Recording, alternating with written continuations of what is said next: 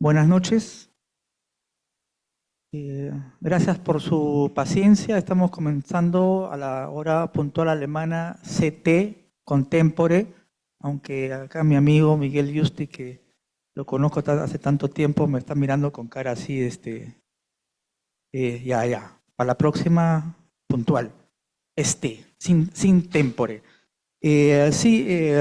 No hemos calculado, eso fue mi responsabilidad, que toma tiempo ponerse la cosa, disculpen, pero estamos muy contentos que estemos acá todos reunidos tan numerosos para iniciar un ciclo de los lunes filosóficos ya clásicos que todos ustedes ya conocen, que es una cooperación que ya tiene varios años con la Católica, creo que más de 10 años por lo menos, donde con el Centro de Estudios Filosóficos de la Católica organizamos unas sesiones de diálogo y de reflexión a partir de filósofos o filósofas alemanas.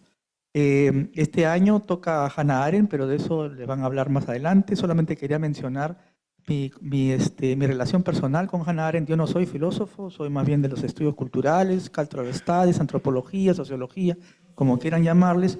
Y una vez estaba llevando un curso sobre el mal desde un punto de vista antropológico y me obligaron a leer a Hannah Arendt y ahí fue que me enamoré de su manera de pensar y también de su legado y de la manera como llevó su vida, tanto en Alemania como en Estados Unidos. En esta oportunidad tenemos además, gracias al apoyo de nuestra central, una invitada de Alemania, que es la doctora Anne Oyster-Schulte, que nuestra socia directora del Centro de Estudios Filosóficos, Mariana Chu, la va a presentar con más detalle. Y también quería aprovechar para agradecer a todo el equipo de ESIT, al equipo de Cultura, a Elena Tost, y también a nuestro nuevo director, el señor Christoph Bertrams, que está acá a la izquierda, con el afiche del ciclo que vamos a tener los próximos meses hasta octubre. Bueno, por favor, apaguen sus celulares, que no suenen. Tampoco es buena idea filmar porque distrae a los demás. Vamos a tener también un streaming para la gente que no ha podido ver. Y además, bueno, y un resultado positivo de esa revolución digital es que vamos a tener un archivo que vamos a subir al YouTube. Así que no es necesario ni siquiera que lo filmen. Después, si en el YouTube quieren sacar un pedacito y subirlo al TikTok, ya es cosa de ustedes, aunque con el copyright no sé cómo es. Pero bueno, esos son los nuevos tiempos. Las salas, digamos, las salidas de emergencia están señalizadas con esos letreros verdes. En caso que sea necesario, se retira una mitad para allá, otra mitad para allá, y traten no ir los ama contracorriente como cuando el mar se pone bravo. Nada más por nosotros. Esperamos que este ciclo y la sesión de hoy día sea provechosa, sea fructífera, que haya un diálogo muy interesante, que nos lleve algo más allá a pensar de lo que nos está pasando como sociedad peruana, global, alemana, etc.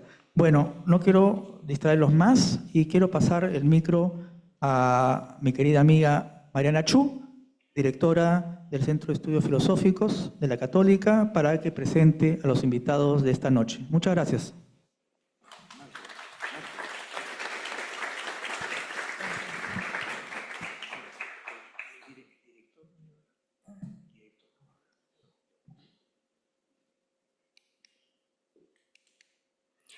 Buenas noches y bienvenidos a los lunes filosóficos de este nuevo año, este nuevo ciclo.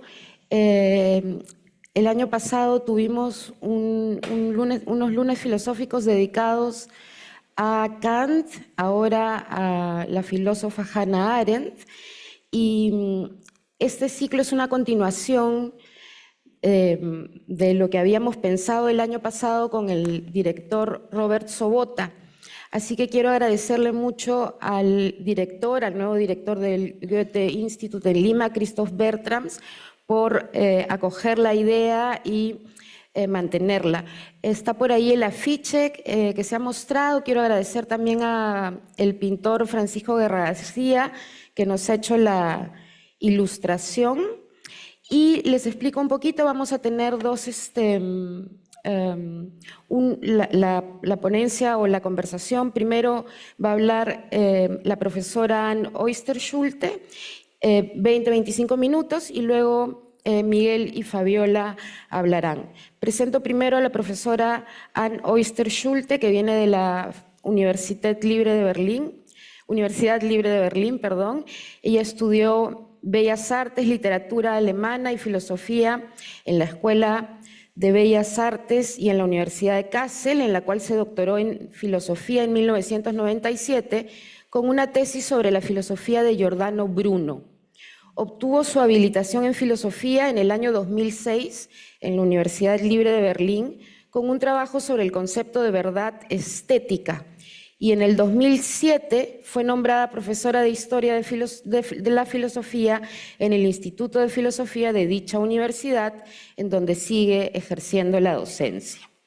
Sus principales áreas de investigación incluyen la recepción del pensamiento antiguo, la filosofía medieval y moderna temprana, la retórica, la estética, la filosofía de las religiones y la filosofía social, en particular en vinculación con la obra de Hannah Arendt. Tiene una larga serie de publicaciones, tanto libros propios como editados, así como numerosos artículos sobre las áreas de investigación mencionadas, y forma parte de muchos proyectos internacionales de cooperación interdisciplinaria. Ha realizado estancias de estudios o investigación en universidades de varios países. Una de sus principales tareas académicas, especialmente relevante para su presentación en el Perú, es el ser miembro del comité editorial de la edición crítica de las obras completas Kritische Gesamtausgabe de Hannah Arendt en alemán. Les dejo con la profesora Ann Oyster-Schulte.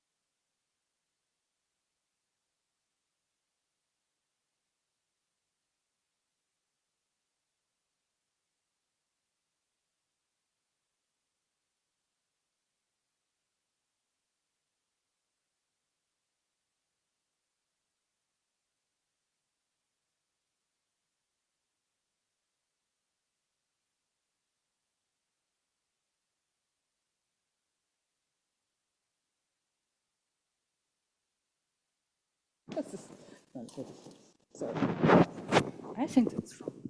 This way? This way? No, that's right. Yes.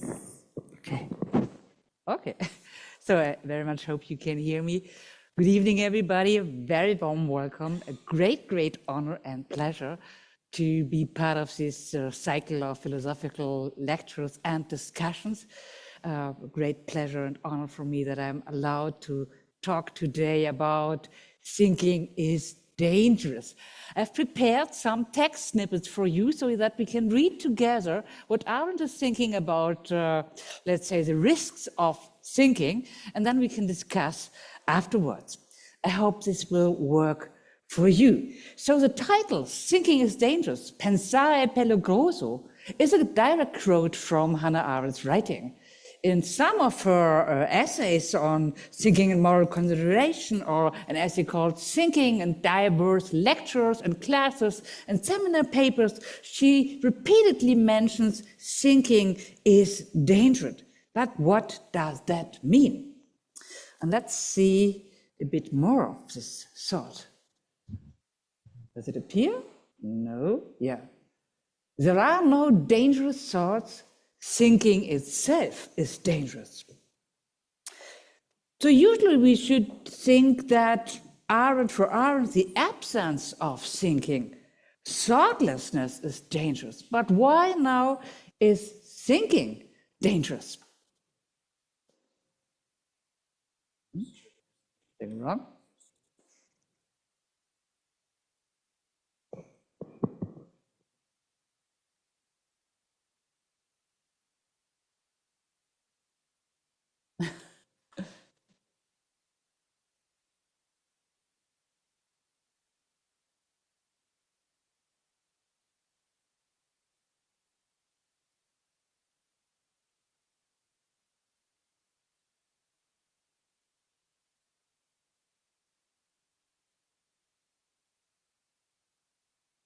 Now? Okay, let's continue. So, why is thinking itself dangerous? Let's have a bit more context to get closer to what is meant here. There are no dangerous thoughts. Thinking itself is dangerous. All critical examinations must go through a stage of at least hypothetically negating accepted opinions and values by finding out their implications and tacit assumptions. But this danger does not arise out of Socratic conviction that an unexamined life is not worth living. Arendt would always appreciate that. So Socrates was always examining what is thought, what is said, that's good. But now, the dangerous aspect of thinking is something else. But on the contrary, out of the desire to find results which would make further thinking unnecessary. So what makes thinking so dangerous is not the critical examination, but rather an attempt of some people to find a way to make the results so unquestionable that that there no further need of thinking, that thinking is unnecessary. And Arendt will question this idea. But let's first step into another discussion.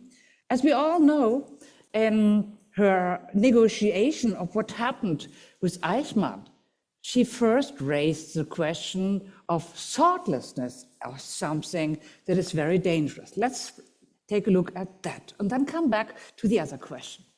There are two questions she raised in her book, The Life of the Mind, where she talks about the risks of thinking. It's again the question, is the absence of thinking maybe more risky than thinking as a dangerous way of dealing with thoughts? Two questions. The first question is related to the Eichmann trial in Jerusalem and the question of the banality of evil, of thoughtlessness.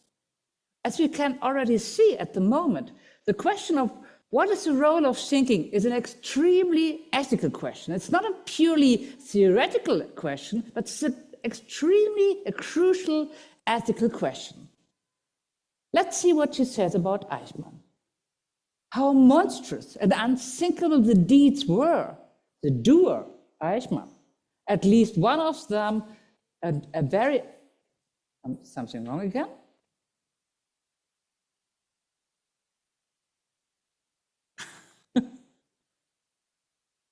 Have I to do that all the time? No.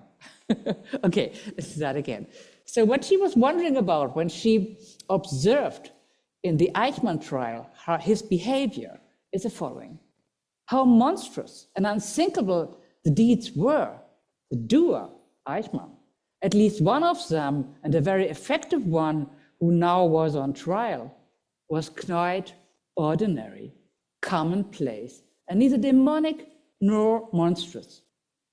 In the absence of firm ideological convictions and also of specific evil or base motives, the only characteristic one could detect in his past, as well as during the trial, in the preceding police examination, was something entirely negative.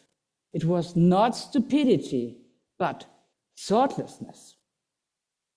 On the level of factual genesis, it was the absence of thinking, which is so ordinary and experienced in our everyday life, but we have hardly the time, let alone the inclination to stop and think. That aroused my interest. As we can see now, it's not only about Eichmann what we're asking now, but what happens in everyday life when we do not have the time to think, when we are somehow thoughtlessness. Could this thoughtlessness have to do something with evil doing? That's Arendt's problem or question. And she was get aware of that when she observed what Eichmann was doing. Okay. Move to the next. Doesn't work. Takes this way. I don't know. Just to move it? Doesn't work. Okay. And here we have the question. Should the problem of good and evil, should our faculty to tell right from wrong be connected with our faculty of thought? That's the question. Is thinking something that's important for the question of evil doing or not evil doing? The thoughtlessness I was confronted with sprang neither from oblivion or former, presumably good manners, nor from stupidity in the sense of inability to comprehend, not even the sense of moral insanity, where it was quite obvious in that matters that had nothing to do with so-called ethical decisions or matters of conscience. The question that imposed itself was rather, could the activity of thinking as such, the habit to examine whatever happens to come to pass or to attract attention, regardless of result in specific content, could this activity be among the conditions or even actually condition man such a way that they abstain from evil doing? So is maybe thinking something that saves us from evil doing? Is thoughtlessness something that leads us to evil doing? It's only a question, but Arendt raises this question. But there's a second question she raises in this book, The Life of the Mind, where the question of the risk of thinking is dangerous, was articulated. Now I try again if this works. Yes. Question 2. What is thinking? What exactly do we mean when we think we are talking about thinking? And this is Arendt's first attempt to arrive at a, let's say, tentative description. In the Vita Activa, her first important book, I had been concerned with the problem of action, the oldest concern of political theory. And what had always troubled me in this concern was the very term under which I reflect on this matter, namely Vita Activa, was coined by those who themselves were devoted to the contemplative way of life and looked upon all kinds of being alive from this perspective. And now she quotes a Latin medieval thinker. Let's leave that out. What is important here is what comes in the following, the paragraph in the following. I was, however, aware that one could look at this matter from an altogether different viewpoint. And to indicate my doubts, I ended the study of active life with a curious sentence that Cicero ascribed to Cato, who used to say, "Never is he, man, more active than when he does nothing. Never is he less alone than when he is by himself." So the old tradition separates between the vita activa, the political activity on the marketplace, outside and the external world, and the vita contemplativa, a kind of withdrawal, a kind of inwardness. And here thinking takes place due to the older tradition, as a kind of inwardness, as a kind of be alone with myself, a kind of passivity. But Arendt does not agree to that. Shouldn't we think about thinking as the highest activity, even more active than acting, and as a political activity, not only an ethical, but also a political activity, because thinking is sheer activity, the most active capacity of mankind. What does that mean for our question? Thinking is dangerous.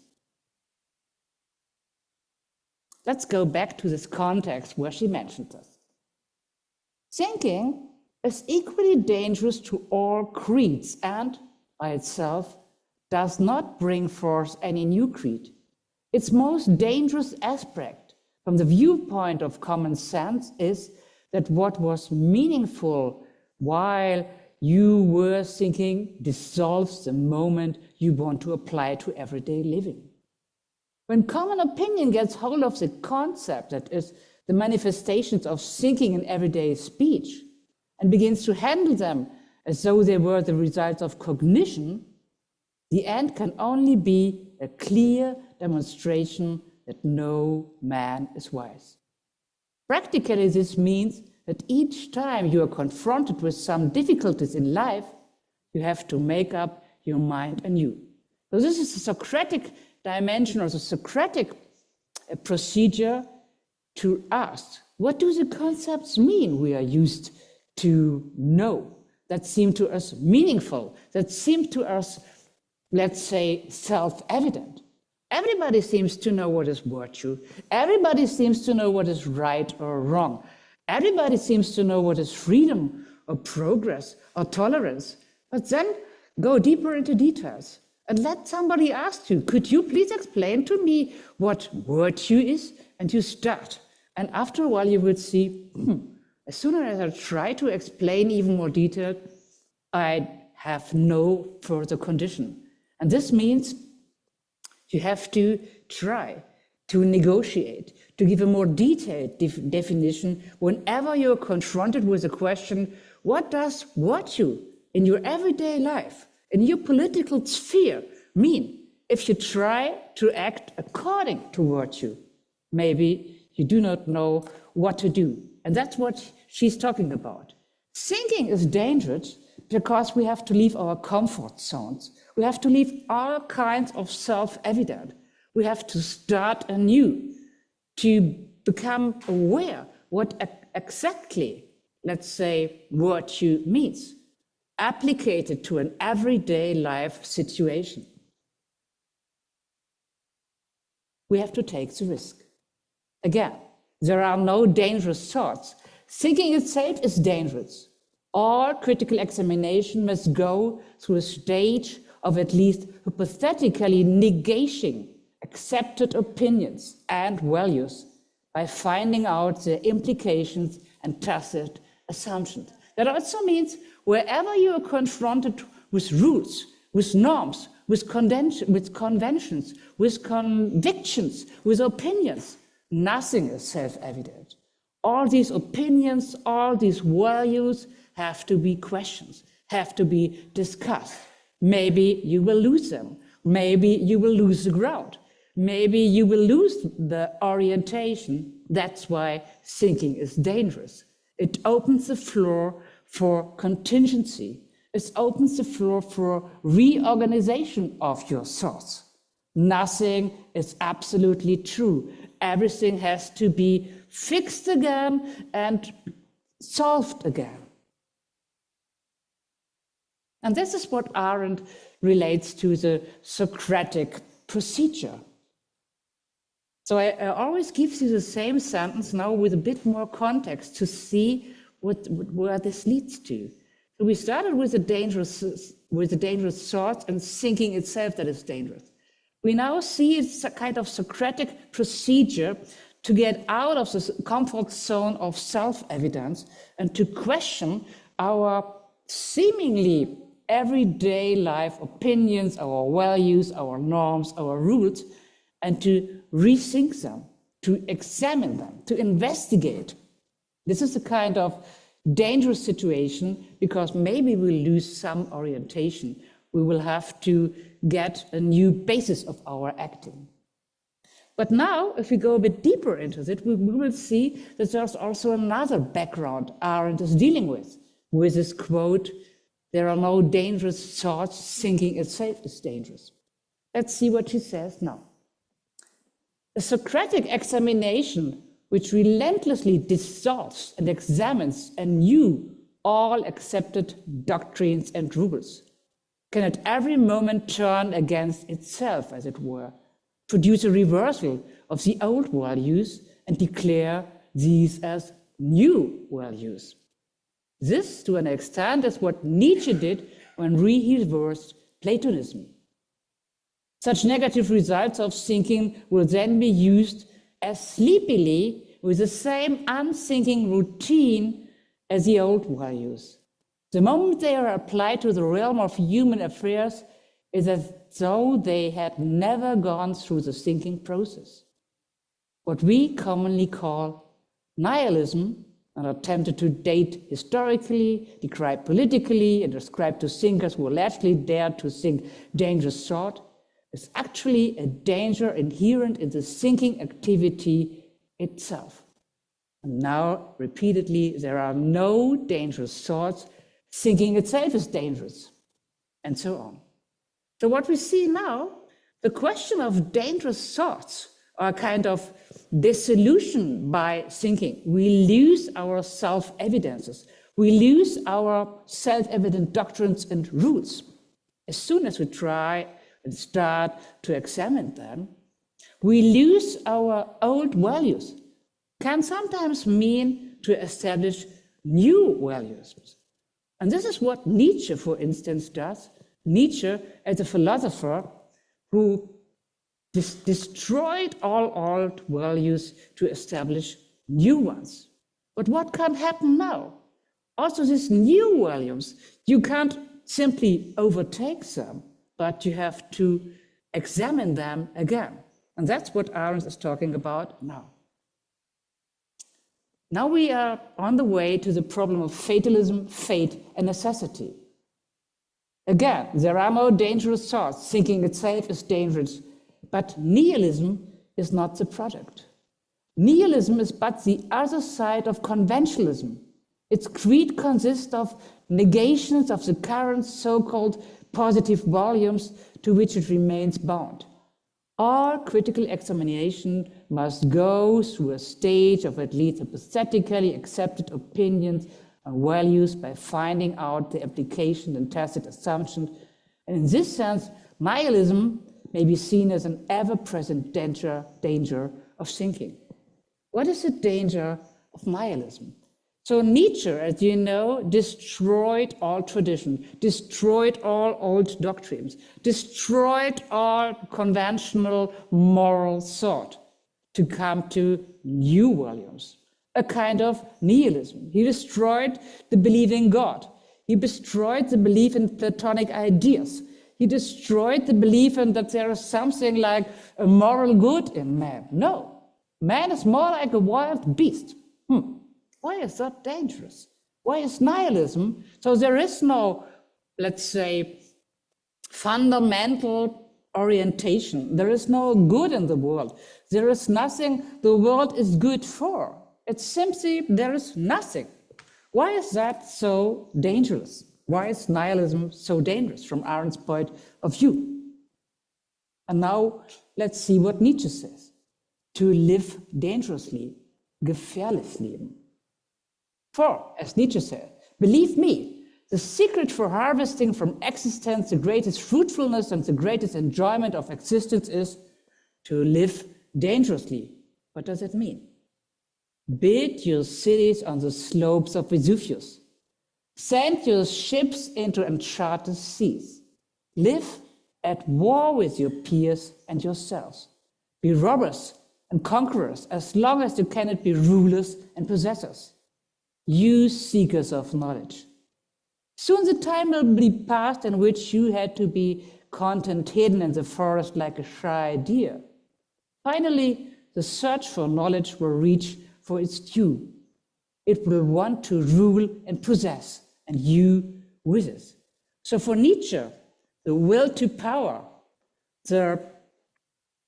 let's say, the refusal of all former rules and moral doctrines, the expansion of yourselves in terms of be the strongest, be the one who will overcome everybody else.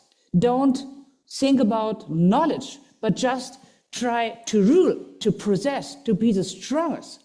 The will of man, the will of man's power.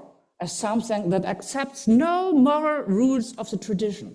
It's what Nietzsche, in a kind of polemic and provocative way, counts to live dangerously, or to think dangerously.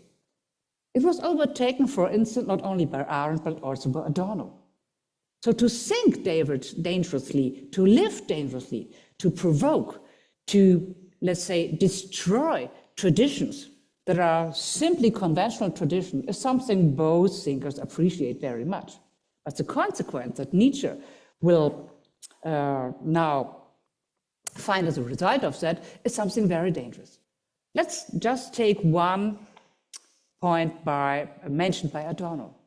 So we have to think in a risky way. The individual who thinks must take a risk, not exchange or buy anything on faith. That is a fundamental experience of the doctrine of autonomy. Without risk, without the imminent possibility of error, there is objectively no truth. Vulnerable thinking. So there is no basis, no fundament. We always have to be open to the risk. But, and that's again what Adorno says, knowledge that it's not dangerous does not deserve to be sought. So we have to be open to destroy, to rethink, to examine, to get rid of our former traditions, maybe to bring them back, but to rethink them, to re-establish them. But that is not what Nietzsche does. That is not what Nietzsche wants to establish with his nihilism. What Nietzsche is looking for is a kind of amor fati. In a greeting for the new year, he says the following: I'm still alive. I still think. I must still be alive because I still have to think. Sum, ergo cogito, cogito, ergo sum. Today, everyone allows himself to express his dearest wish and thought. So I too want to say I wish for myself today. I want to learn more and more how to see what is necessary in things and what is beautiful in them. Thus, I will be one of those who make things beautiful. Amor fati. Accept the fate. Accept the destiny. Accept a nature that has no sense, no direction, where you're like a mosquito in a kind of infinite cosmos. But accept that. Amor fati. Let that be my love from now. Let that be my love from now on. And all in all and on the whole, someday I want to be the yes sayer. Simply accept your fate.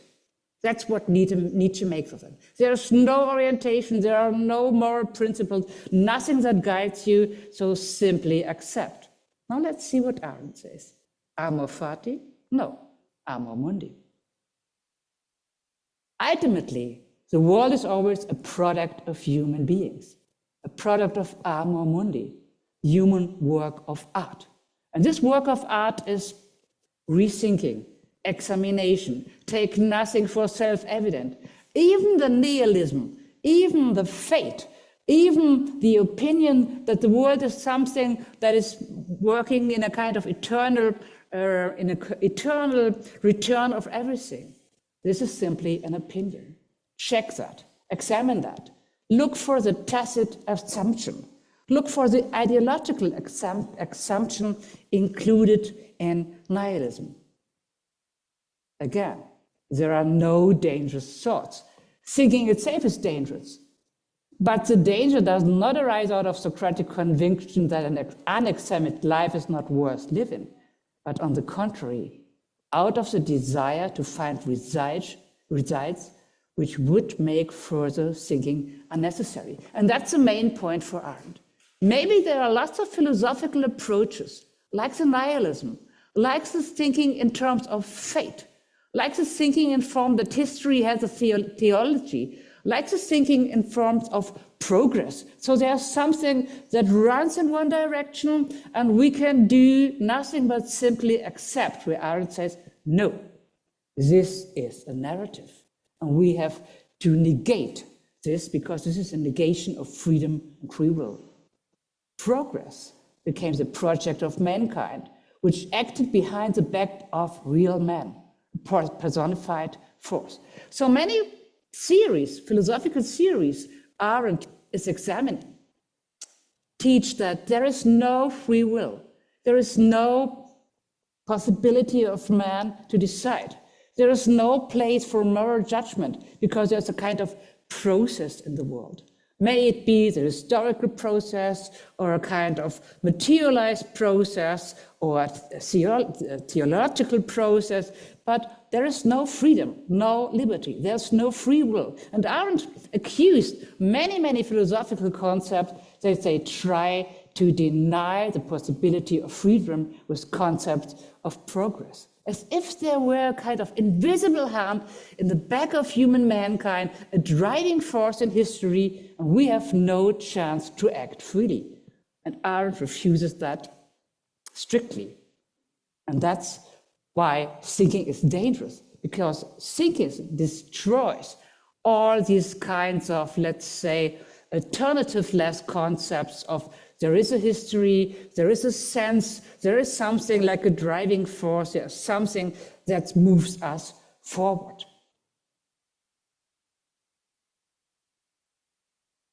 Let's close with these final assumptions. So as I told you, the risk of thinking, what makes thinking so dangerous, is that it leads us out of our comfort zones, that we have no longer something we can ultimately rely on, that we have to examine, to analyze everything that seems to be self-evident, that we shouldn't base our way of behavior, our way of life conduct, our moral convictions on things like nihilism, fatalism, on things that simply, how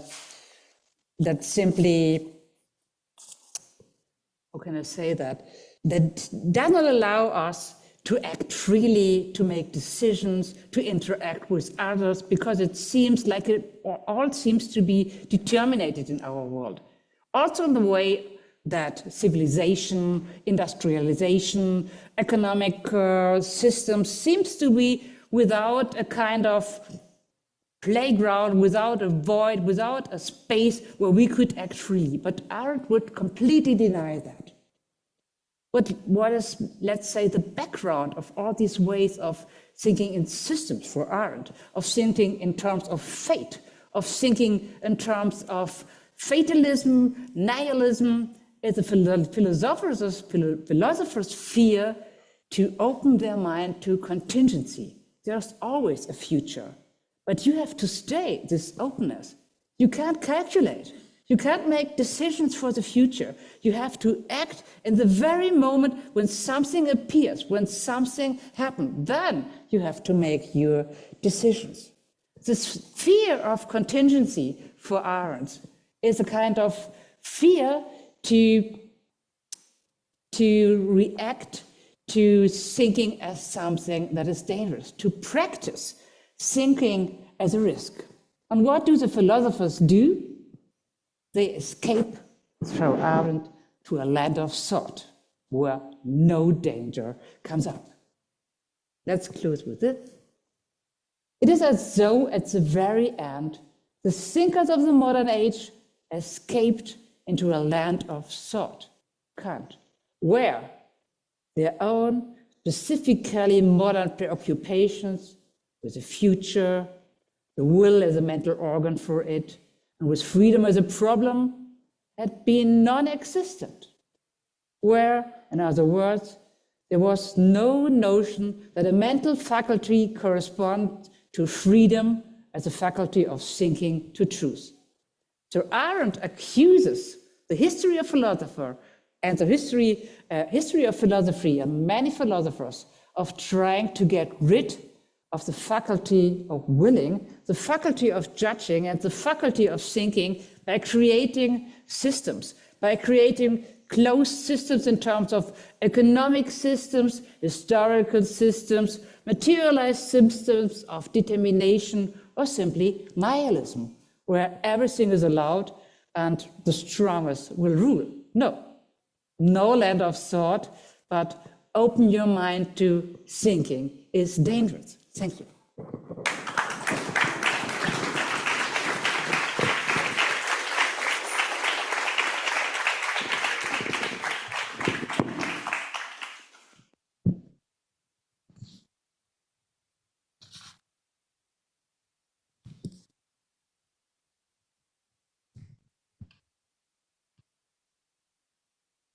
Muchísimas gracias a la profesora Osterschulte.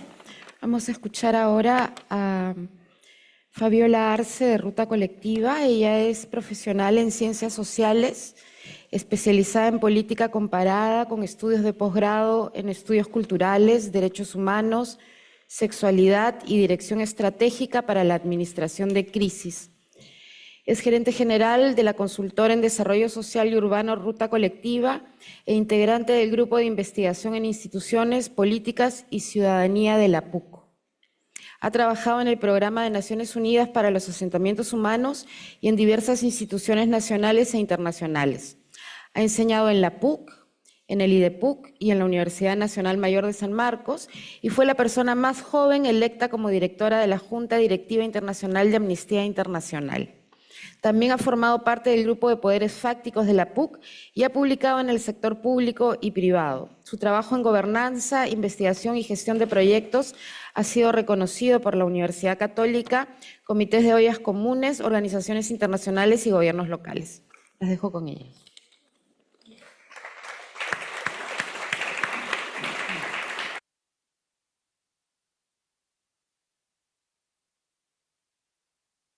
Hola. Bueno, muchas gracias al equipo organizador, primero por la invitación. Es una autora a la que le guardo mucho cariño, ahora voy a comentar un poco por qué. Y también es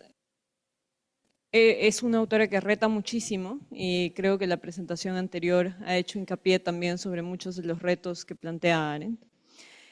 Yo quería empezar con un guiño al título del evento, digamos, en específico al de la mesa de hoy, de la vigencia del pensamiento de Hannah Arendt. Y creo que es, no sé si ironía, pero una brutal casualidad estar hablando de esto justo hoy día, un día en el que las bolsas de valores del mundo han amanecido en una situación que no han visto históricamente, un día en el que además nacionalmente tenemos un paro de transportistas contra la extorsión, que es uno de los temas más viles que está viviendo el país en este momento. Y quizás eso hace que la perspectiva de esta mesa sea aún más cruda en términos de cuál es la vigencia.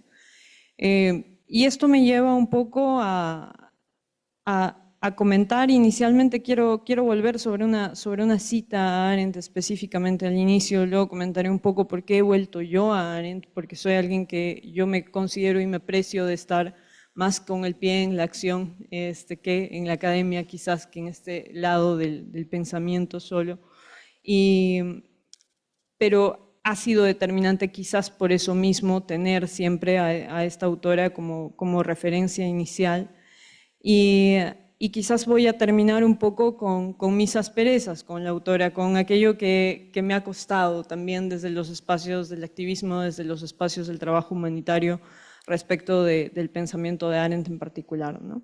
La cita con la que quería empezar, y creo que va a agregar a varias de las citas que ya se mencionaron antes, es la cita de Hannah Arendt en la entrevista con Roger Herrera en 1973. Y es que Roger Herrera le pregunta, ¿no? Y le dice, pero ¿no corre el riesgo esta libertad extrema de asustar a muchos contemporáneos que prefieren encontrar una teoría ya hecha, una ideología y simplemente aplicarla? Y ella responde, sin duda. Y pregunta a él, ¿no corre la libertad que usted define el riesgo de ser la libertad de unos pocos, aquellos que tienen la fuerza para inventar nuevos modelos de pensamiento? Y ella dice muy tajante, no, se basa únicamente en la convicción de que en realidad todo ser humano puede reflexionar tan bien como yo y por tanto puede juzgar por sí mismo, si así lo desea. ¿Y cómo puedo yo despertar ese deseo en él? Eso no lo sé. Lo único que puede ayudarnos, creo, es realmente reflexionar. Y pensar siempre significa pensar críticamente y pensar críticamente es siempre ser hostil. Todo pensamiento, en efecto, socava cualquier norma rígida, convicción general, etc. Todo lo que ocurre en el pensamiento está sometido a un examen crítico de lo que existe. Es decir, no hay pensamientos peligrosos, por la simple razón de que el pensamiento en sí mismo es una empresa peligrosa. Entonces, ¿cómo puedo convencer? Creo que no pensar es aún más peligroso. No niego que el pensar sea peligroso, pero diría que no pensar lo es aún más. Y creo que esta cita es clave para mí por varios elementos. Y aquí quisiera volver hacia en qué momentos Arendt ha sido determinante para mí, particularmente en el trabajo humanitario, en el trabajo de activismo por derechos humanos. Y es que esta suerte de aproximación al hablar desde la acción versus hablar desde el pensamiento ha sido un punto determinante de referencia para sobrevivir, creo yo, a muchas aproximaciones sobre la violencia. Ahora hacía referencia un poco a las aproximaciones sobre la violencia respecto del espectro de lo local, del ver a grupos de transportistas, que tampoco es que representen necesariamente el orden, ¿verdad?, en la ciudad, pero que se enfrentan de forma tajante a un elemento vil y total y completamente descarado de injusticia, de muchísimas otras cosas respecto de nuestro entorno social. A mí me ha pasado volver a Arendt cuando estuve revisando las violaciones sexuales del conflicto armado interno en Ayacucho. Me ha pasado volver a Arendt cuando estuve revisando los testimonios de esterilizaciones forzadas durante el gobierno de Alberto Fujimori. Me ha pasado volver a Arendt conociendo a las activistas contra el matrimonio infantil en Senegal. Me ha pasado volver a Arendt conociendo a las madres buscadoras en México. Me ha pasado volver a Arendt para ayudarme a comprender a mí misma que la posibilidad de cuestionamiento sobre elementos tan crudos como la violencia no estaba mal, incluso en la medida en la que yo misma no era capaz de explicarme a plenitud lo que estaba experimentando, lo que estaba viviendo, lo que estaba intentando comprender.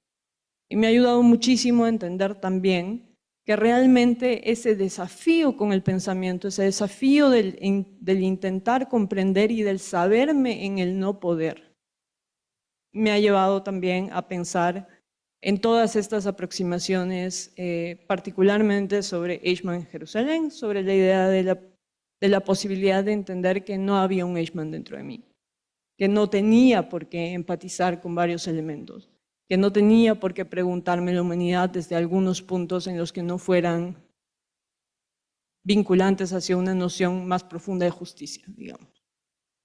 Y creo que por eso es vigente, y menciono esto porque creo que esa vigencia no se va a ir. En las entrevistas en las que Arendt participa, y de hecho en los diálogos en los que participa discutiendo su trabajo, muchos de los autores que participan con ella en los diálogos, algo que le repiten mucho es cómo ella vuelve a traer a la vigencia algunos elementos de la filosofía griega, de las primeras aproximaciones a la filosofía política griega.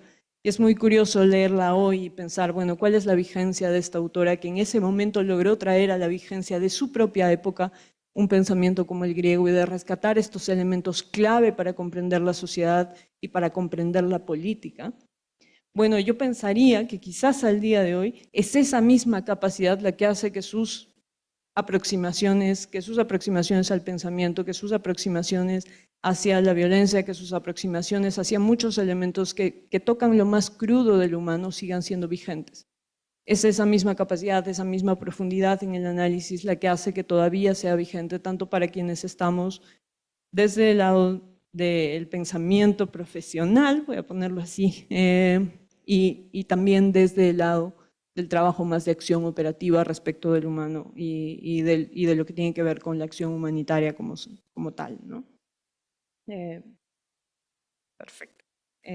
Quizás solamente para cerrar, y esto lo voy a mencionar como un elemento también de aspereza. Yo tengo una casi obligación moral de decir que Arendt es una autora incómoda con la disciplina. Yo soy politóloga y siempre que la hemos estudiado esa incomodidad se ha sentido por algo que realmente dice muy bien otro autor que entra en diálogo con ella, y que es Christian Bain, ¿no? Y que en algún momento le dice que se espera de los teóricos de la política que sean políticos, con compromiso. Y ella se planta muy fehacientemente en que el compromiso fácilmente puede conducir a un punto donde no pensemos. Lo he mencionado muy bien antes, pero creo que aquí todavía hay mucho que decir y hay mucho en lo que tenemos que volver a pensar a Arendt.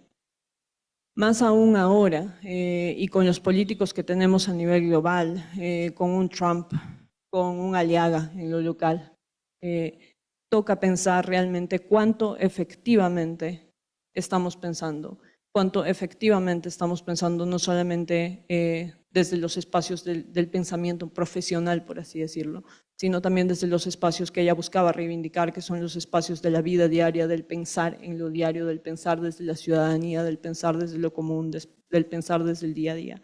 Y con esto solo voy a cerrar con una aspereza que yo todavía tengo con la autora, y con todo lo que la quiero, la sigo teniendo. Y espero que seguramente que lo van a tocar en varias de las otras mesas que siguen.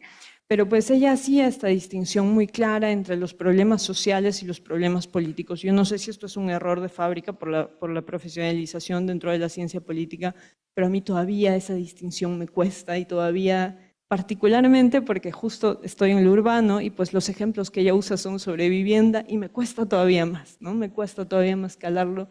Y quizás, no sé si ahora, pero si durante el ciclo de conversatorios, ojalá haya chance de volver sobre ello, va a ser muy interesante seguramente.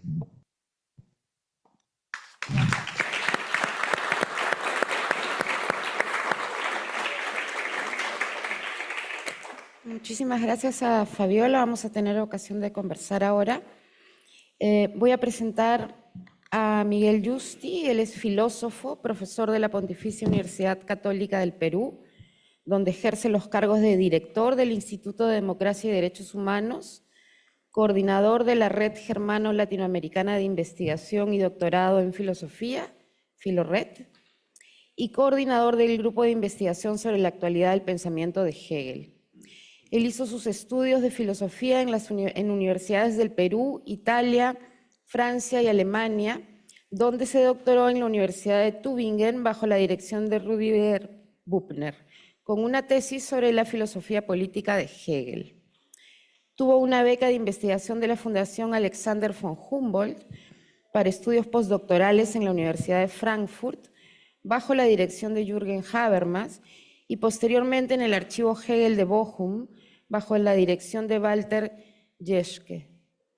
Se ha especializado en historia de la ética, ética contemporánea y filosofía del idealismo alemán, temas sobre los que dicta cursos y seminarios y sobre los que ha publicado muchos libros y artículos. Bueno, muchas gracias. Ayer, domingo 6 de abril, en el diario El País, la escritora famosa Irene Vallejo, muy conocida también en el Perú, escribe una columna, la columna de los domingos en El País, con el título Craso error. Una expresión que todos usamos en castellano. ¿Por qué se dice craso error y por qué escribe Irene Vallejo sobre el tema? Craso es el nombre de un político romano, Marcus Licinius Crassus, que era muy famoso en Roma porque era un hombre con una fortuna gigantesca, obtenida, por supuesto, con malas artes. Era un traficante de propiedades y de terrenos, un especialista en criminalidad organizada, y se le conoce como uno de los hombres más ricos de la historia del Imperio Romano.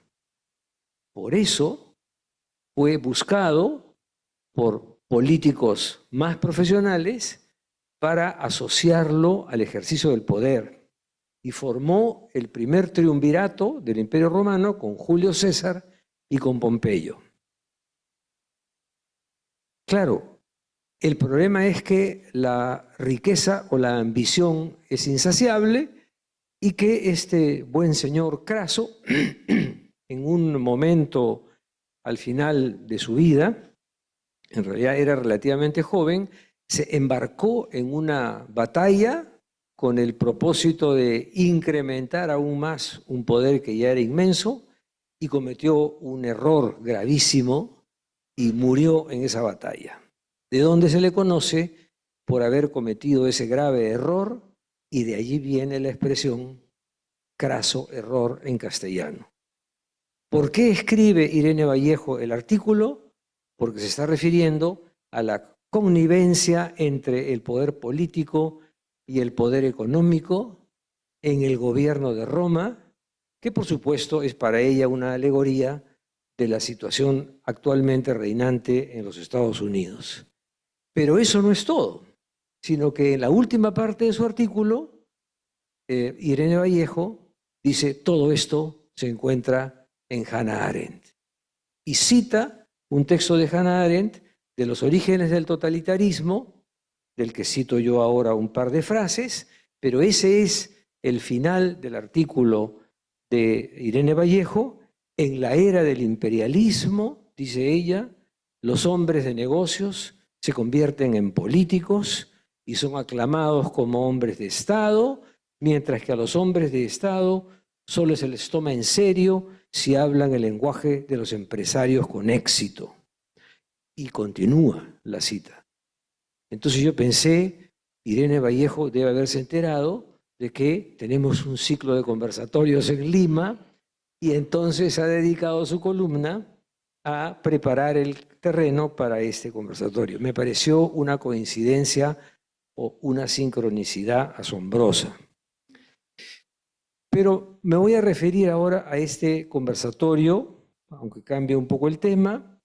Estamos muy contentos y agradecidos por la visita de la profesora Anne Oyster-Schulte en el Perú. Hemos tenido, y con algunos de ustedes también, una experiencia muy bonita el viernes por la noche, en la Noche de la Filosofía, donde también tuvimos un conversatorio, y es también una experiencia de complicidad con el Instituto Goethe. Y quiero contar aquí una anécdota, porque como ha dicho la profesora Mariana Chu, el año pasado tuvimos un ciclo de conferencias, no conversatorios, que se llamó Kant en el siglo XXI. Pero el director del Instituto Goethe, el señor Robert Sobota, ya en el mes de septiembre del año pasado, nos escribió diciéndonos que quería pensar en el ciclo de este año.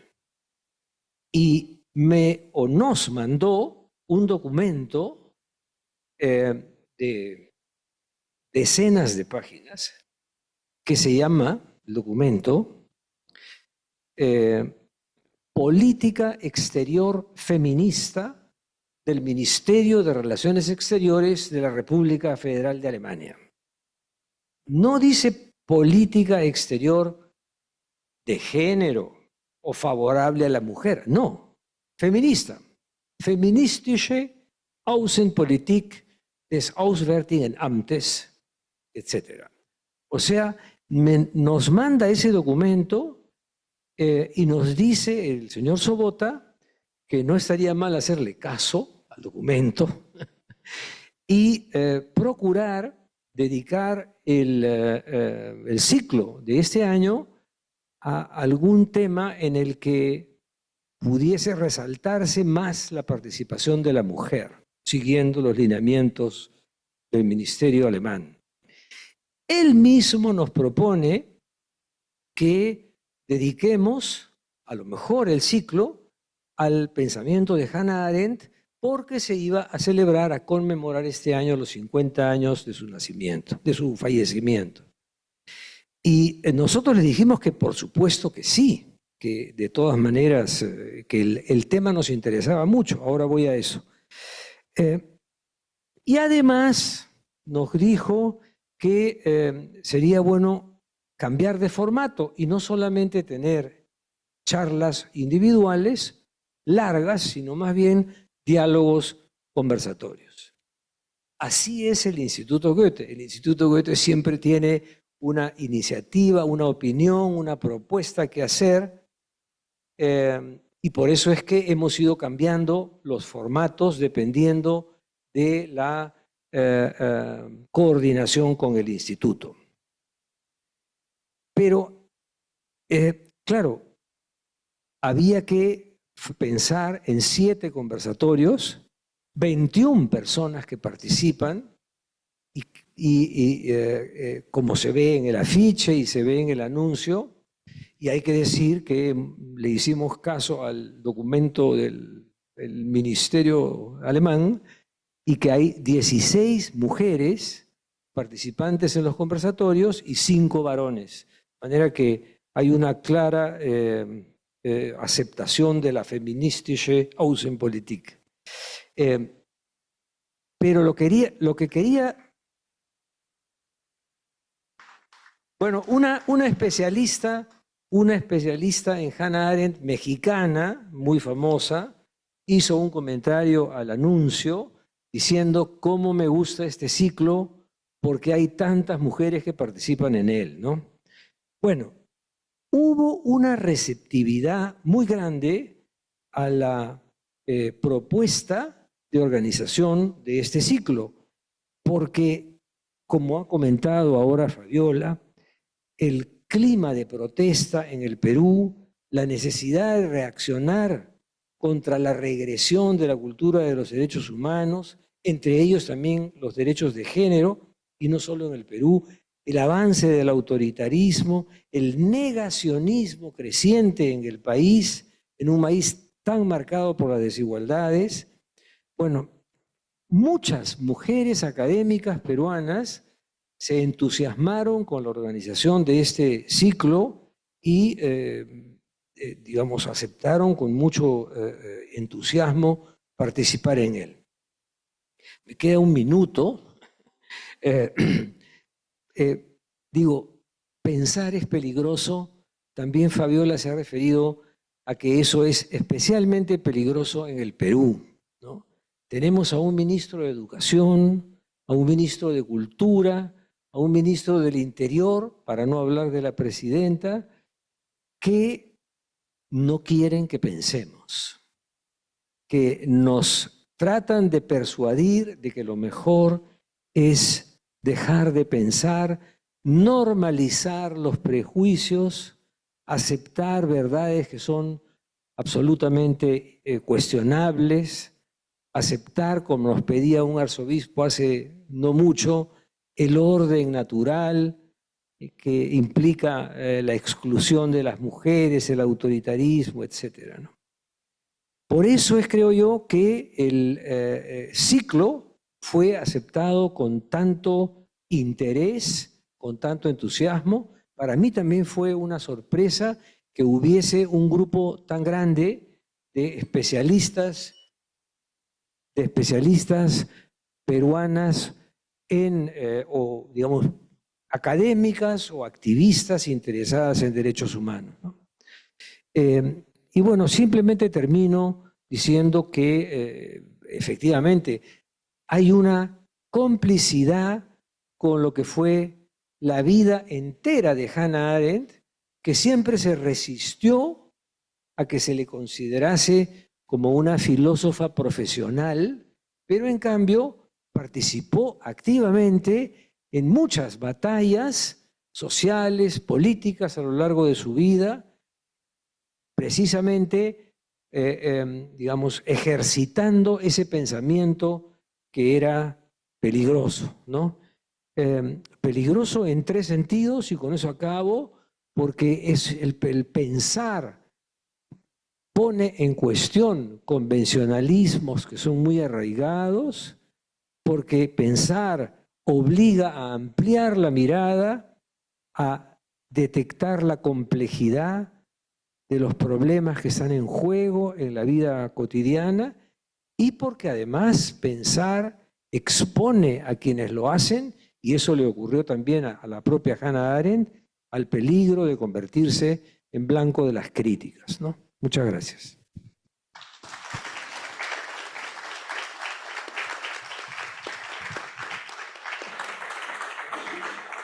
Muchísimas gracias, Miguel. Tenemos ahora tiempo para preguntas del público. No sé si alguien se anima, si podemos prender la luz. A ver, aquí adelante. Hello, thank you, Autor Schude, Frau Autor Schude, for your speech.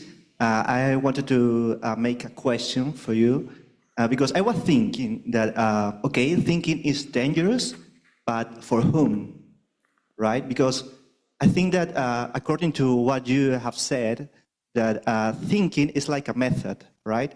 And thought is a product. So if you continue that deep thinking, I don't know if you understand, maybe I should speak in Spanish? Or?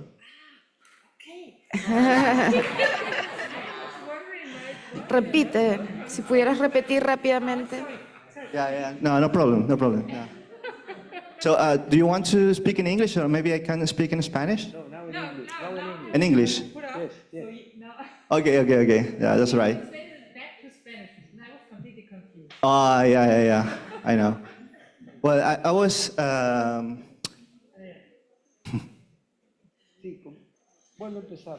Okay.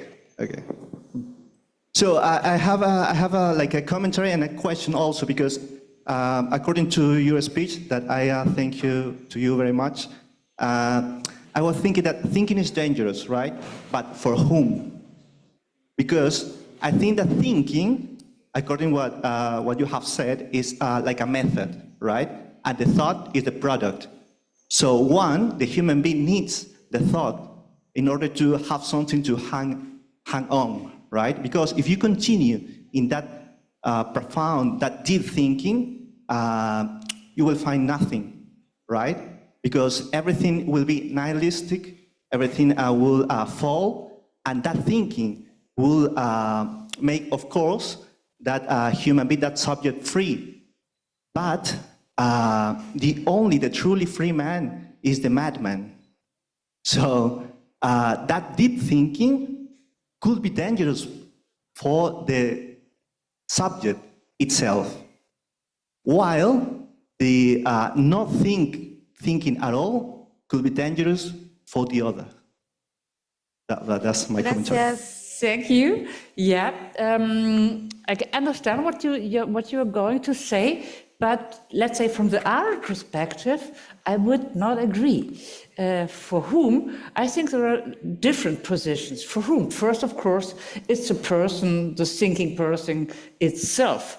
For who it's dangerous to leave conventions, convictions, opinions, rules, self-evident, seemingly self-evident, let's say, moral orientation to get into the nothing. Yeah, but this nothing is not nihilism, as some people try to argue, Arendt would say, but those would talk in terms of nihilism or in terms of the eternal, the return of the self, a circulation, there is no development, there is simply nothing, there is no orientation, then she would say, yeah, that's a kind of denial of what we have. What we have is human freedom and human judgment, the human ability to think and to get together and to negotiate what our moral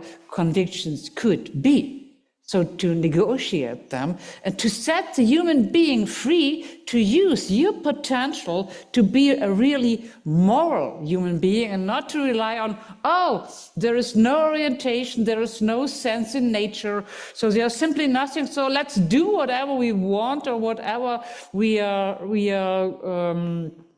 driven to, let's follow our will to power. No. For Arendt, that's a bad execution to say, to take the risk or to take the, let's say, the responsibility, because you are not alone. It's not only about you and what you feel with your nothingness in the world, but it's always a collective task to organize a social life with rights for everybody that guarantee a kind of healthy, safe state of behavior for everyone, looking to the future and to the future generations. So you can't say, as Nietzsche say, as long as I'm not the ruler or the possessor, let's be a robber or a murder or destroy everything. It completely doesn't matter anything. No, you have a responsibility for you, for the other, for your, let's say, community, and for the future. Especially for the future. And I think that's what makes Arendt so, as you said, so the commitment for everyday life. When she talks about Eichmann, of course, Eichmann is a very, very bad case of non-thinking.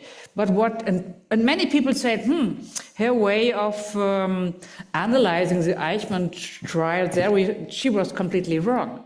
But that's not that important for us. What lies beneath this Eichmann observation is that Eichmann is somebody like you and me, so that we all miss many times to stop and to think. And then maybe sexual violence, child marriages, oppression, alienation.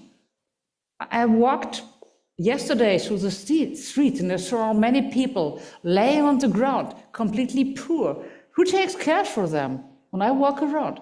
So that's the kind of everyday life thoughtlessness. And I think our task is to think about how can we organize a way to integrate those people into our communities. It's not about the will to power. There is no nihilism.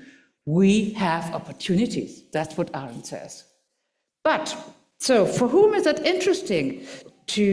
That thinking is dangerous, or that we do not take the risk of thinking. Yeah, for some people who do not like to spend their life in commitment. So maybe, of course, it's more pleasant to walk around and to close your eyes and to don't think about what happens with the people on the floor, or what's happened with the people in the future, or what's happened with the women. Even in Germany, every second day, a wife is murdered by private violence. Isn't there? I think there are lots of tasks in everyday life where Arendt is a driving force. So stop and think and not stop thinking, is what she says. Yeah, for whom is that interesting? And I think you both mentioned it. Of course, for governments, I would not say that in general, but for many governments, it's of course very interesting to stop thinking, to stop the diversity of thinking, to stop to make things questionable. And for Arendt, that always means to stop your engagement in terms of there is a free will, there are options, there are alternatives. You can organize a small community, you can start a movement every day, every second. So the interest, I think, for people who are not interested in commitment because it's too challenging, the private challenge, I think for them it's easier not to take the risk, but also for the government. So on the political realm, it's interesting not to let people think, because then they will raise a lot of questions. They will write a lot of articles with critical thoughts. They will try a lot of protests, movements, and maybe that's hard to manage. Yeah, I think there are different people who are interested that we do not take the risk to think. And even, I think you mentioned a very interesting aspect that's also crucial for Arendt. So, as you said, commitment, so social engagement, political engagement, you said, cannot lead to non-thinking. So for Arendt, that's why I mentioned Nietzsche and the establishment of new volumes. So this is no suspense of thinking. As soon as you have new values, everything is in order. No, because as Arendt says, people who are used to obey to old values will take over the news. In Germany, after fascism and after the totalitarian regimes with the Nazis, where people used to murder everything and to be anti-Semites and to be racist and to be anti-communist and extremely brutalist and so on. Afterwards, of course, they change their mind and take over the new values. But these new values, if they are not thought, if they are not examined, they could paralyze to let's say, dogmatic doctrines too. So we always have to be aware of the fact that even the best commitment could create a kind of dogmatic impact and then change into a kind of aggressive dogmatic impact and then change into something that's purely aggressive and then something that turns to be barbaric. And that's what Arendt makes very, very clear. And that's why thinking is dangerous also means, yeah, you always have to say goodbye. Sometimes you have nothing in your hands than questions, moral questions, and you have to start anew. But that's necessary, extremely, because what you said, commitment does not save in terms of a new establishment of aggressive power. And I think every country where different political movements are in a kind of conflict situation, and I think that's also what's happening here, takes the risk that these movements may start with the best intentions, turn to a new aggressive, destructive power. And that's why new values itself is nothing for good, but we have to rethink and to question these new values time and again. That's what Arendt thinks. Gracias. Hay otra, Víctor Casallo.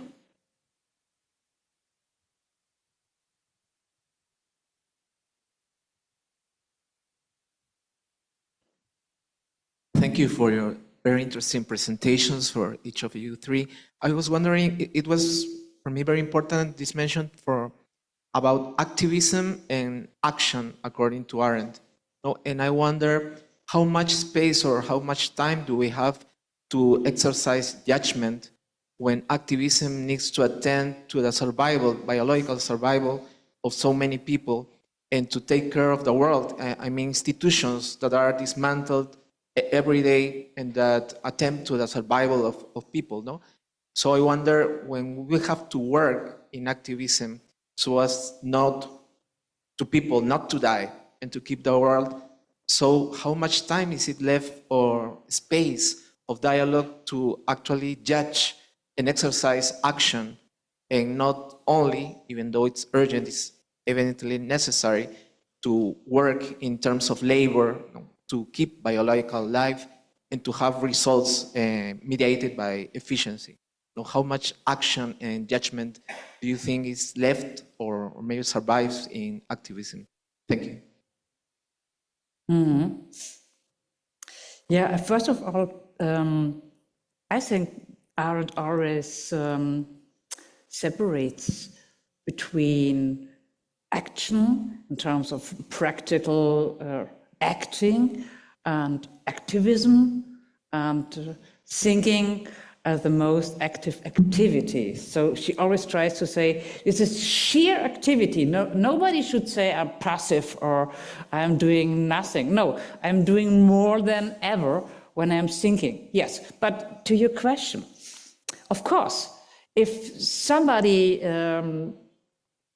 if there is a very dangerous situation, if somebody is risking to lose his or her life, if there is a war, a struggle, something is trying to shoot you or your friend or whatever happens, of course, you can say, okay, I first have to go at home and to think for some hour, and then let's turn that back and see what I should do. No, of course not.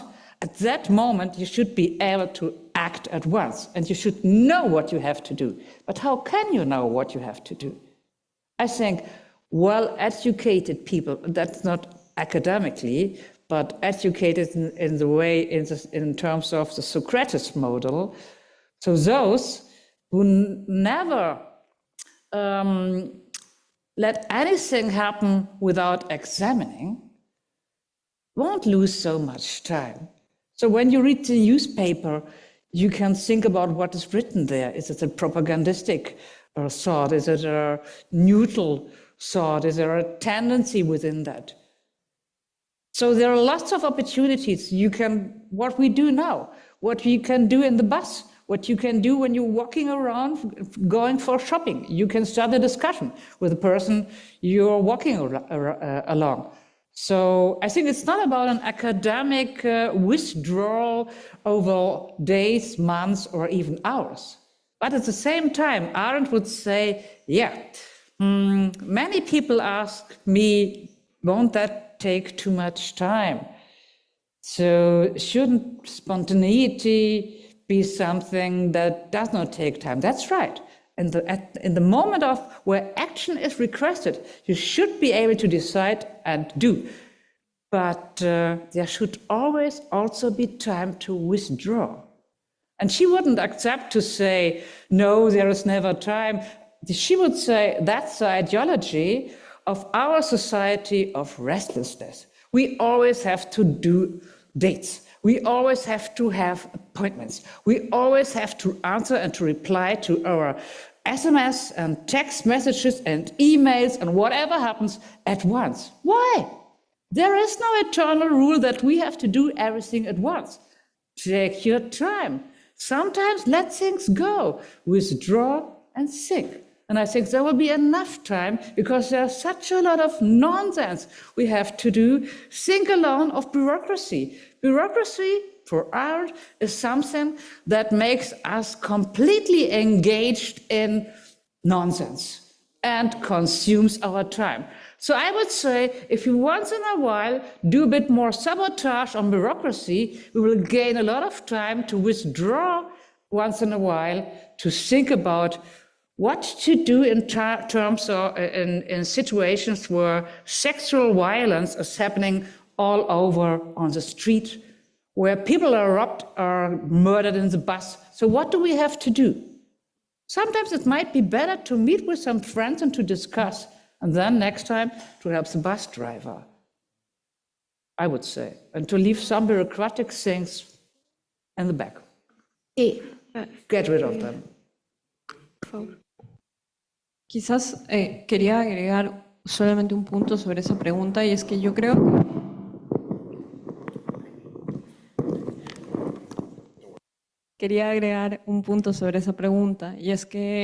que el trabajo humanitario es uno de esos espacios y el activismo, digamos, lo que conocemos ahora como activismo, digamos, ¿no? Es uno de esos espacios en donde es fundamentalmente necesario hacer esos espacios para pensar, para esta fórmula de acción que implica fuertemente el pensamiento, ¿no? Para esa fórmula de una acción en el nosotros que se proyecta hacia el futuro, reflexionada también como desde el pensamiento en sí, por un tema bien simple, y es que el trabajo humanitario y el activismo no están exentos de burocracia. Y hay un riesgo permanente de volverte en máquina, hasta por autopreservación. Yo creo que esto, y veo algunos rostros, entre ellos el de mi esposa, diciendo sí.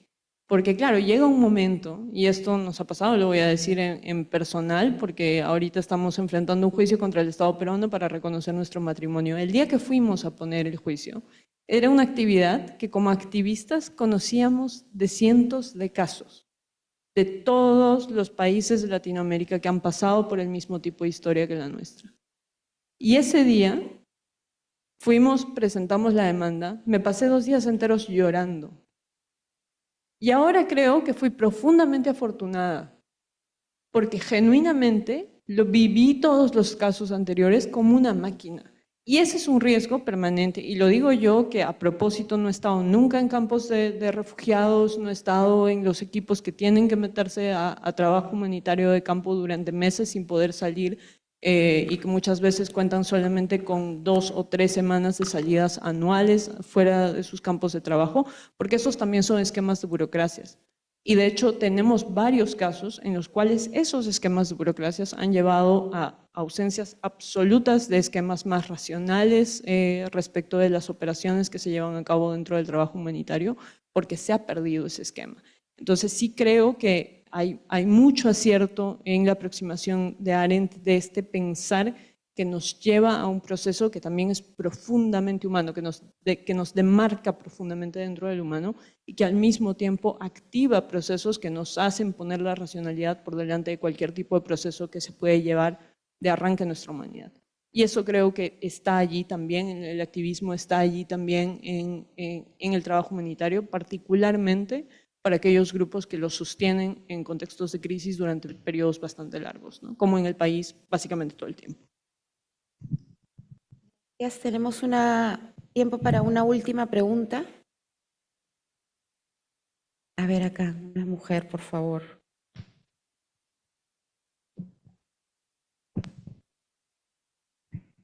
Buenas noches. La pregunta es para el doctor.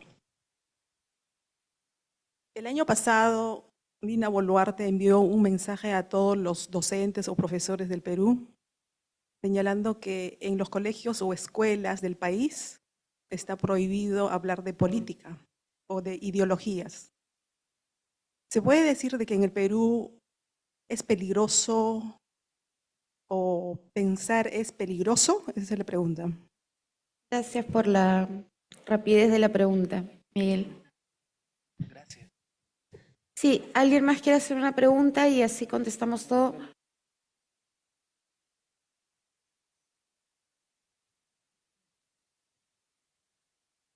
Sí, I will be on English. I studied also social psychology, and I remember two experiments in the USA, the case of Kitty Genovese, that allowed the social psychologists to speak about the non-helping syndrome, Genovese syndrome, to look how another person is brutally violated and murdered. That was the case of Kitty Genovese. It was a scandal in that time, 67, something like that. And this originated a lot of studies in social psychology about conformism, about the pro-social behavior, and so on. And then 3-4 years before Hannah Arendt died writing, as you told us on a Friday, it's 71, Zimbardo at the Stanford University made this famous experiment where he took 50 students and assigned aleatory, the treatment of prisoner and guardian, and it was shocking until today. So my question is to the 3 to 4 is what to do with this kind of knowledge of the social psychology that it's so animal, or not animal, but so brutal. And it is like in our genetic to be brutal sometimes. Everyone can be brutal. And my question to you, Anne, is which was the relationship between Hannah Arendt and her context of thinkers and this social psychology studies and also thinkers? I am sure they were connected. Thank you. Gracias.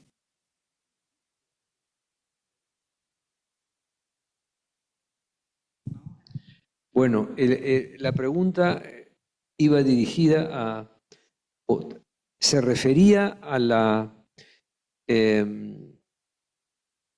digamos, a la disposición del gobierno de Dina Boluarte de que no se hable de política, pero yo mencioné también al ministro de Educación, al ministro de Cultura, al ministro del Interior. Hay una, se podría decir, una fuerte tendencia en los políticos que nos gobiernan en impedir que pensemos. O sea, el pensamiento pensar es peligroso, dice Hannah Arendt, porque pensar obliga a cuestionar, digamos, a poner en cuestión las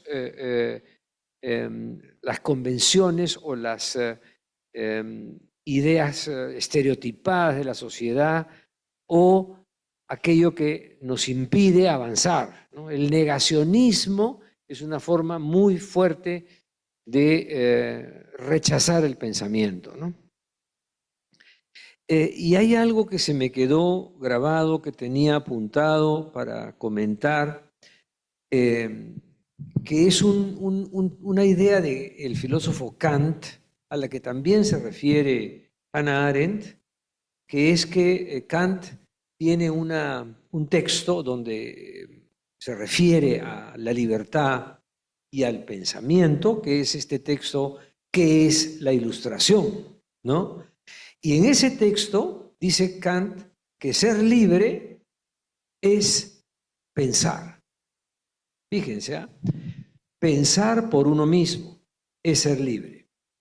Ya esa combinación entre ser libre y pensar no es tan evidente, pero eso dice Kant, una persona es libre cuando piensa. Pero usa una metáfora, una expresión latina, que es atrévete a pensar, sapere aude. Aude es un modo imperativo del verbo audere en latín, y uno dice, ¿por qué tendría Kant que decir atrévete a pensar? Porque pensar es peligroso, porque hay que tener el valor. Entonces, en ese mismo texto dice Kant, la mayoría de las personas no quiere pensar. La mayoría de las personas prefiere que haya, como dice él, tutores, Vormünder, ¿no? Que le digan a uno cómo debe ser, como el ministro de Educación o como ¿cómo se llama? El ministro de Cultura o la señora Boluarte. Entonces digo, ese es el vínculo, creo yo, que explota también Hannah Arendt, de asociar el pensamiento a la libertad de las personas y al valor que hay que tener porque uno se expone cuando cuestiona verdades establecidas, ¿no? Anne.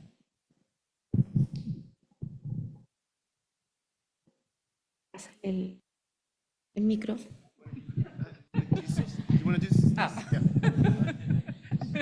Thank you.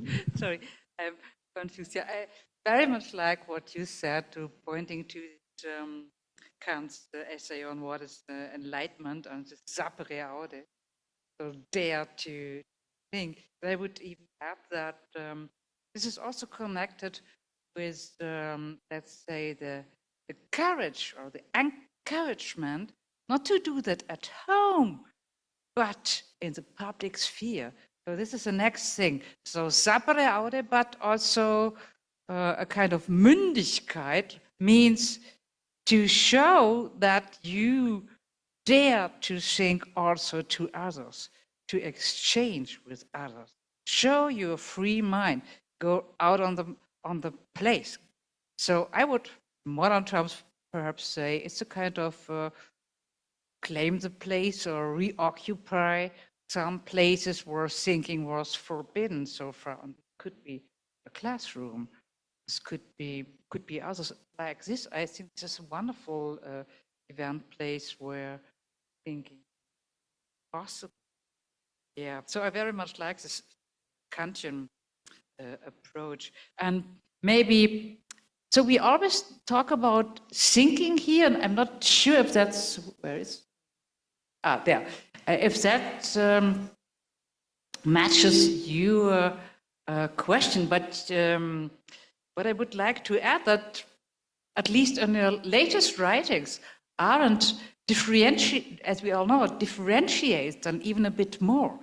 And then she says, there we have thinking, so this capacity to reflect, to put into question, to dissolve something that seems to be self-evident and to establish it anew. And we have this capacity of judging and to include as many other positions as possible. Also this Kantian idea of the aesthetic judgment now turned into the political judgment, but in between there is willing, and that's for Arendt extremely important. What she says as a capacity of our mind as an organ for the future.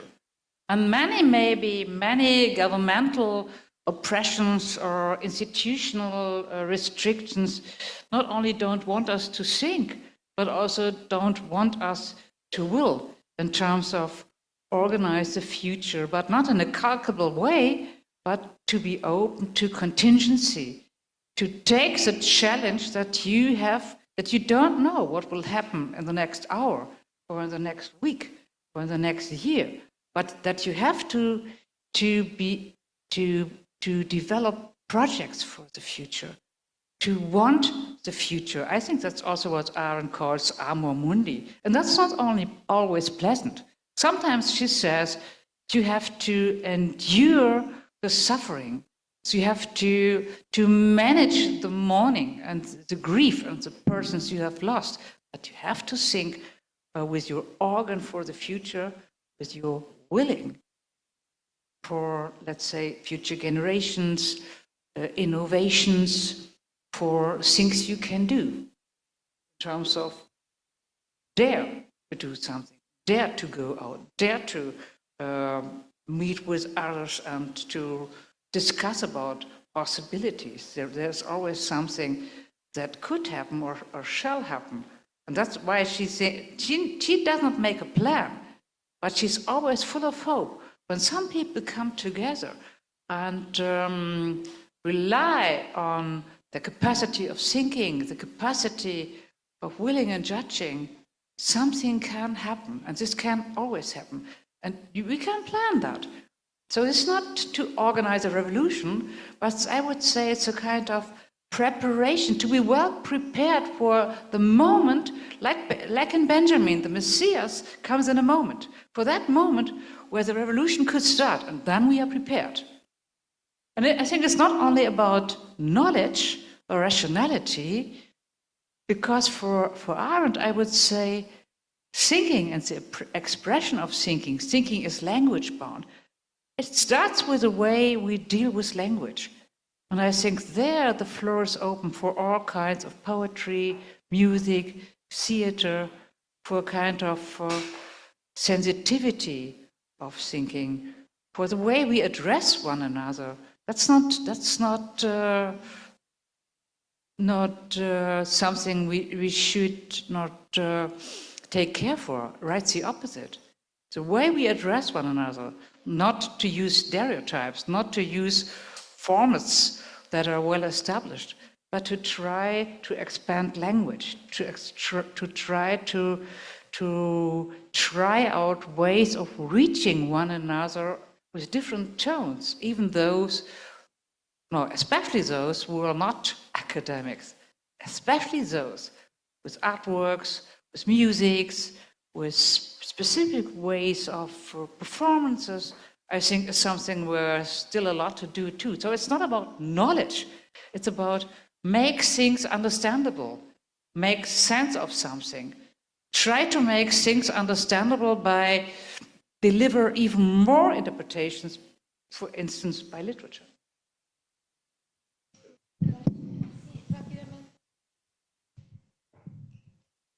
Quizás solamente sobre la última pregunta, una de las reflexiones que a mí me gusta de forma particular sobre Arendt en uno de sus diálogos es pensar la idea de la humanidad versus lo humano también, ¿no? Y cómo la idea de la humanidad, cuando hablamos generalmente de la idea de la humanidad, estamos hablando de algo que también ha sido pensado desde un ser.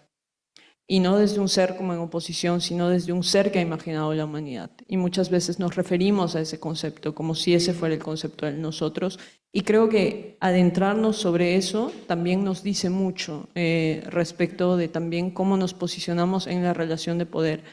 Y allí quizás sobre el ejemplo, y creo que es un ejemplo que lo has mencionado muy bien, nos tiene que hacer reflexionar muchas cosas, pero quizás sobre el ejemplo yo pondría en cuestionamiento también si la figura de guardián, si la figura de fuerza armada, si la figura de policía es una figura que se muestra en el poder, si es un yo que se muestra. Yo creo que allí hay más elementos que analizar y creo que es precisamente ese yo que no se muestra en la figura del poder bajo esta careta de lo que quiera que le digamos, ¿no? Del Fuerza Armada, del policía, del escudo, de lo que quiera que sea, también hace que ese vínculo no sea el vínculo de una construcción del vínculo social, de una construcción de un vínculo de poder incluso. Porque allí hay elementos en los cuales esa careta también se ha direccionado hacia la ruptura del vínculo del poder, hacia la eliminación del otro en el vínculo social. Y creo que allí hay más elementos en los cuales efectivamente eso entra en juego y que tienen que ver mucho también con cómo estamos pensando alrededor de la humanidad, de lo que nos imaginamos cuando decimos la humanidad y de incluso en las cuestiones de lo vil, cómo imaginamos que es esa humanidad respecto de lo vil y desde dónde lo estamos planteando. Muchísimas gracias, Fabiola. Ayúdame a apagar eso. ¿No? Sí, ayúdame, págalo.